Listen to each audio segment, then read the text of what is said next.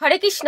আপনাদের রাধাকুণ্ড শ্যামকুণ্ড গিরিগোবর্ধন চ্যানেল থেকে সবাইকে সুস্বাগতম ভালোবাসা জানিয়ে আজকে প্রত্যেকবারের ন্যায় এবারও আমি আপনাদের মনকে ভালো রাখার জন্য, আপনাদের মন অবশ্যই ভালো আছে, আরও ভালো করার জন্যই তো আমাদের একাদশী ব্রতের মাহাত্ম্য নিয়ে যে ভিডিওটি আমি দিয়ে থাকি, এবারও আপনাদের সামনে আমি আনতে চলেছি। আপনারা সম্পূর্ণভাবে দেখবেন এবং অপরকে উৎসাহিত করবেন, এবং যারা একাদশী করছেন তারা তো করবেন, আর যারা করেননি তারা আমার এই ভিডিওটি দেখে অবশ্যই করার চেষ্টা করবেন। মা অবশ্যই আমাদের ভক্তির জননী একাদশী মাতাকে প্রণাম জানাতে হয়, বারবার তার কাছে আমাদের ভক্তির জন্যে বারবার প্রার্থনা জানাতে হয়, তাহলেই আমাদের ভক্তি সঞ্চার উদয় হবে।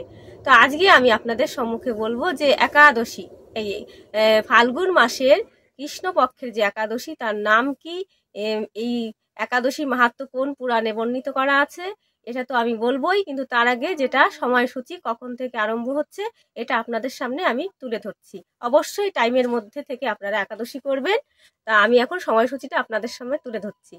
বিজয় একাদশী 11ই ফাল্গুন সোমবার বিজয় একাদশী শুরু হচ্ছে। আর এটা আপনারা কখন থেকে লাগছে এটা আপনাদের সম্মুখে আমি বলছি। 10ই ফাল্গুন দিবা 10টা 29 হইতে 11ই ফাল্গুন দিবা 10টা 43 পর্যন্ত থাকবে। আপনারা অবশ্যই করবেন কবে? সোমবারের দিন। হরে কৃষ্ণ। এবং আপনারা পালন করবেন মঙ্গলবার 12ই ফাল্গুন 5টা থেকে 9টা 56 মধ্যে পালন মন্ত্র সহকারে। এবং আপনাদের আগেও বলেছি যে একাদশীর আগের দিন, দশমীর দিন আপনারা অবশ্যই রাত্রির বেলায় দাঁত মার্জন করবেন, ওদিন নিরামিষ আহার করবেন এবং অপরের বাড়িতে একদম সেবা করবেন না। এবং দ্বাদশীর দিনে সেটাও নিরামিষ চালিয়ে দেবেন, কিন্তু একাদশীর দিনে ভগবানকে নিবেদিত ফল আপনারা সেবা করবেন কিঞ্চিত, জলটাও কিঞ্চিত সেবা করবেন। মা কেননা বলেন তো, একাদশী কথার অর্থ কি? 5 ইন্দ্রিয়, 5টি ইন্দ্রিয় আর 5টি কর্মেন্দ্রিয়। জ্ঞানেন্দ্রিয় 5টি কর্মেন্দ্রিয়, আর একটি হচ্ছে মন ইন্দ্রিয়। এই 11টি ইন্দ্রিয়কে আমরা গোবিন্দের চরণে নিবেদন করি যে হে গোবিন্দ, আমরা মাসে 2টো একাদশী পাই, 15 দিন অন্তর অন্তর তোমার সেবায় লাগানোতে তো পারলাম না জীবনে কিছু, কিন্তু এই সব থেকে বড় শ্রেষ্ঠ ব্রত একাদশী যেন করতে পারি, এইভাবে সংকল্পটা করলেও হবে। রাধারানীর কৃপায় আপনারা অবশ্যই আপনাদের কৃপা করবে। তা এখন আমি শুরু করছি একাদশীর ব্রত মাহাত্ম্য। অবশ্যই শ্রবণ করবেন মা। কেন বলেন তো, একাদশী করলেন কিন্তু একাদশী ব্রত পাঠ করলেন না, শ্রবণ করলেন না, তাহলে কিন্তু কিচ্ছুই হবে না। অবশ্যই এই দিনে আমরা কি করব, আর এই একাদশীর কথা কোথায় বর্ণিত করা আছে? অবশ্যই শ্রীকৃষ্ণ, ভগবান শ্রীকৃষ্ণ সংবাদ রূপে শ্রীকৃষ্ণ ভগবান তিনি বলেছেন যে একাদশী মানুষকে জয় লাভ করে, জয় প্রদান করে, তাই তো একাদশী নাম বিজয়া। তাই একাদশী কোথায় বর্ণনা করা আছে মাহাত্ম্য? স্কন্দ পুরাণে যুধিষ্ঠির শ্রীকৃষ্ণ সংবাদ রূপে। তাহলে একদিন ভগবান শ্রীকৃষ্ণকে আমাদের মহারাজ যুধিষ্ঠির বলছে, হে ভগবান বাসুদেব, এই ফাল্গুন মাসের কৃষ্ণপক্ষের একাদশীর ব্রত নাম কি, এর মহিমা বা কি? এখন ভগবান বলছে, ভগবানকে যদি এমন সম্বন্ধে কথা বলা হয়, ভগবানের প্রিয় ব্রত হচ্ছে একাদশী, ভগবানের কাছের একটা আমরা যদি কাছে যেতে চাই, অবশ্যই ভগবান বলেছে আগে একাদশীটাই তুমি করো। তাহলে এই একাদশীর ব্রত মাহাত্ম্য ভগবান বলছে যে এই কথা অবশ্যই শ্রী নারদ মুনি ব্রহ্মা, স্বয়ংভূ ব্রহ্মাকে এই কথা বলেছিল। এই একাদশী পাপ বিনাশ করে এবং জয় লাভ প্রদান করে, তাই এই একাদশীর নাম বিজয়া একাদশী। এই একাদশী সম্বন্ধীয় পুরাকালে একটা বিচিত্র কাহিনী বা ভগবানের সম্বন্ধীয় লীলা আমরা জানতে পারি।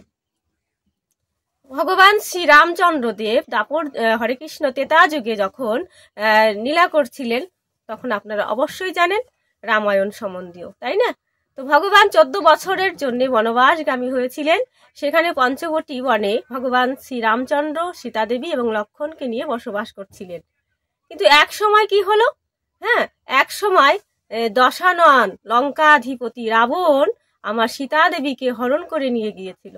কোথায়? অশোক বনে। তাহলে সেখানে আমার ভগবান রামচন্দ্র সীতা দেবীকে হারিয়ে মানে এত কষ্টে ছিলেন, চারিদিকে খুঁজে বেড়াচ্ছিলেন কিন্তু পাচ্ছিলেন না। কিন্তু ভগবান বলছে, দেখো ভক্ত কাকে বলে।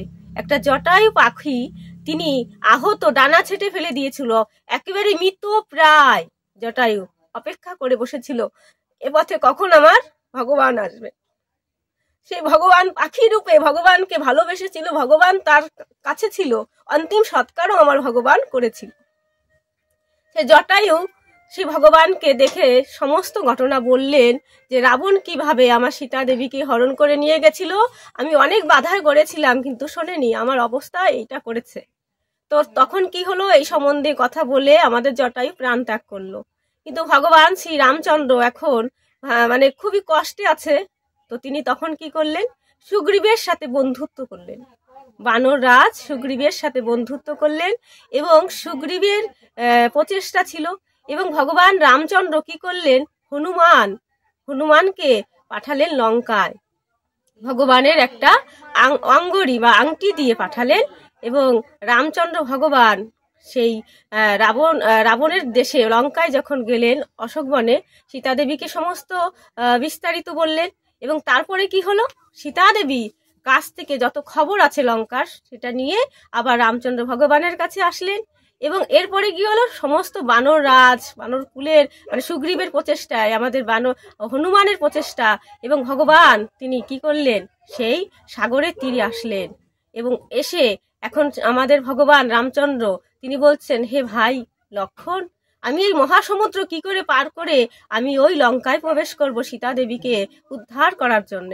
হ্যাঁ, তারপরে আমাদের ভগবান রামচন্দ্র দেব তিনি তো হচ্ছে পুরুষোত্তম এবং ইনি অনাদির আদি বিশ্ব ব্রহ্মাণ্ডের মালিক, তাই না? তাই লক্ষ্মণ বলছে, হে হে পুরুষোত্তম, হে মানে আদিদেব, আপনাকে আমি কি বলবো, আপনি তো সমস্ত কারণেরও কারণ, তাই না? তাহলে আমি একটা কথা বলতে পারি যে বক্তা লভ্য নামে এক মুনি আছে, সেখানে তার কাছে গেলে হয়তো আমরা কিছু উপায় করতে পারি। তো ভগবান দেখো মা, ভগবান জানে না, ভগবান পারে না, এমন কোনো কথা আছে? অবশ্যই নয়। তখন আমাদের এই বক্তা লভ্য মুনির কাছে গেলেন এবং সেখানে আমার ভগবান তিনি সেই মুনিকে প্রণাম জানালেন এবং মুনিও খুব প্রীত হলেন এবং তিনি বললেন যে আমাদের ভগবানকে দেখে নমস্কার জানালেন এবং বললেন, আপনার এখানে আসার হেতু কি? তখন ভগবান বললেন যে আমার এই সীতা দেবী সেখানে নিয়ে গেছে কি হরণ করে, অবশ্যই দশানন রাবণ, এবং সীতা দেবীকে উদ্ধার করব এবং আমার সেখানে রাবণকে বধ করার প্রচেষ্টা, এটা আমি কি করে করতে পারি? তখন তিনি বললেন, অবশ্যই আপনাকে বলবো যে আগত ফাল্গুন মাস সেখানে বিজয় একাদশীর কথা, সেই একাদশীতে আপনি কি করবেন? অবশ্যই আপনাকে কি বলবো, আপনি ভগবান, আপনাকে বলার কি আছে, তবুও আমি বলছি আপনি এটা করেন। ভগবান দেখেন মা বললেন, আপনি ছোট বড়র কাছ থেকে যে কোনো কাছ থেকে কিন্তু শিক্ষা গ্রহণ করা যেতে পারে। তখন ভগবান কি করলেন, এবং সেখানে দশমীর দিনে তাকে বললেন এই বিধিগুলো আপনি পালন করবেন। দশমীর দিনে আপনি কি করবেন, সোনার কলসি হোক, তামার কলসি হোক, মাটির কলসি হোক, এটা নেবেন। জল ভর্তি কলসি নিয়ে আপনি কি করবেন, দশমীর দিনের কথা বলা হয়েছে, প্রাতঃ স্নান করে ওটা আপনি ঘট স্থাপন করবেন। কলসিতে আম্রপল্ল দেবেন, চন্দন দেবেন, সুন্দর করে আমাদের কলসিটা স্থাপন করবেন এবং তার উপরে কি দেবেন, সোনার নারায়ণ মূর্তি রেখে আপনি একাদশীর দিনে আবার প্রাতঃ স্নান করে সুন্দর জায়গায় স্থাপন করে, হ্যাঁ, সেখানে আপনি কি করবেন, চন্দন, সুগন্ধি পুষ্প, নৈবেদ্য, ফল মূল দিয়ে পূজা করবেন একাদশীর দিনে।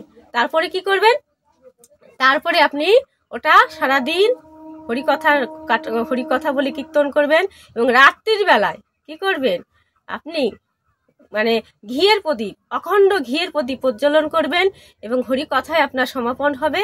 এবং কি করবেন, অবশেষে দ্বাদশীর দিনে আপনি ওটাকে কলসিটাকে বিসর্জন দেবেন এবং সোনার নারায়ণকে বিদগ্ধ জ্ঞানী ব্রাহ্মণকে দান করবেন। এইভাবে আপনি যদি এই একাদশী করেন তাহলে আপনার কি হবে, বিজয় লাভ অবশ্যই হবে। তো ভগবান এইভাবে বিধি করে একাদশী ব্রত পালন করলেন এবং আমাদের ব্রহ্মাদেব নারদমুনিকে বললেন, এইভাবেই কিন্তু আমাদের এক সময় আমাদের পদ্মলোচন রামচন্দ্র সীতাদেবীকে হরণ করলেন, লঙ্কাধিপতি রাবণকে বধ করলেন, অতুল রাজ্য সুখ সম্পত্তি তিনি ফিরে পাইলেন। হ্যাঁ, এই ব্রত যে করেন ভগবান বললেন তিনি অতি সহজভাবে আমার ধামে আসতে পারে এবং ভগবানের কৃপার্থী হয়, জীবনে জয় লাভ করে। এবং এই একাদশীর ব্রত মাহাত্ম্য পাঠ ও শ্রবণে বাষ্পীয় যজ্ঞের ফল অনায়াসে প্রাপ্ত হয়। তাই মা, যদি জীবনের কিছু হারিয়ে গেছে, আপনারা পাচ্ছেন না, বা আপনাদের কাছাকাছি মানে এত দুঃখ কষ্ট সমস্ত কিছুকে একমাত্র এই আমাদের বিজয় একাদশী মোচন করতে পারবে, সমস্ত দুঃখকে। তাই আপনারা শ্রীহরি ভগবানের সান্নিধ্যে আসতে গেলে অবশ্যই এই ফাল্গুন মাসের একাদশী ব্রত উদযাপন করবেন। ভালো থাকবেন, সুস্থ থাকবেন। আর আপনাদের কাছে আমার বিনীত নিবেদন যে আমার এই চ্যানেল 1 বছরের কাছাকাছি এসে গেছে মা, তাই আমার অনকে সাবস্ক্রাইবার খুব দরকার। আপনাদের কাছে আমার বিনীত নিবেদন যে সনাতন ধর্মকে জাগ্রত করার জন্য আমার এই প্রচেষ্টা, তাই আপনাদের সাপোর্ট আমার খুব দরকার। তো আপনারা আমার পাশে থাকবেন, আমার সাথে থাকবেন, এবং আমার ভিডিওটি ভালো লাগলে লাইক, কমেন্ট, শেয়ার, সাবস্ক্রাইব করবেন। রাধারানীর কৃপায় ভালো থাকবেন। হরে কৃষ্ণ।